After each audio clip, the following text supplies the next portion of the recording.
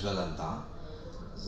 ನಾವು ಇದು ಮೂರನೇ ಗಾಡಿ ವಿತಿನ್ 2 ಮಂತ್ಸಲ್ಲಿ ಇದು ಈಗ ರುಮಿನಿಯನ್ ತೊಗೊಳ್ತಾ ಇದ್ದೀವಿ. ಫಸ್ಟು ಇನೋವಾ ಐ ಕ್ರಾಸ್ ತೊಗೊಂಡ್ವಿ, ಆಮೇಲೆ ಗ್ಲಾನ್ಸಾ ತೊಗೊಂಡ್ವಿ, ಆಮೇಲೆ ಮತ್ತೆ ರುಮಿನಿಯನ್ ತೊಗೊಂಡ್ವಿ. ನಾವು ಮುಂಚೆ Suzuki vehicles Maruti Suzuki use ಮಾಡ್ತಾಯಿದ್ವಿ.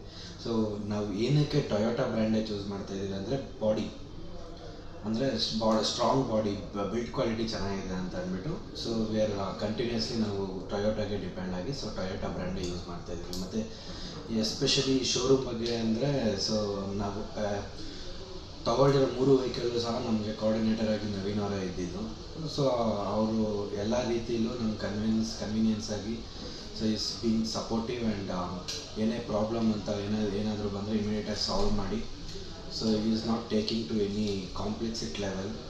ಸೊ ಅಲ್ಲಿಂದ ಪ್ರಾಬ್ಲಮ್ ದಿನಂದೇ ಅದು ಸಾಲ್ವ್ ಆಗ್ತಾ ಇರೋದ್ರಿಂದ ಸೊ ನಾವು ಈ ಶೋರೂಮ್ ನಂದಿ ಟೊಯೋಟಾ ಮತ್ತು ಟೊಯೋಟಾ ಬ್ರ್ಯಾಂಡ್ನ ಮೇಲೆ ಡಿಪೆಂಡ್ ಆಗಿ ಸೊ ಒಳ್ಳೆ ಪಾಸಿಟಿವ್ ಫೀಡ್ಬ್ಯಾಕಿಂದ ಮೈಂಡ್ಸೆಟ್ಟಿಂದ ಹೋಗ್ತಾಯಿದ್ದೀವಿ. Thank you.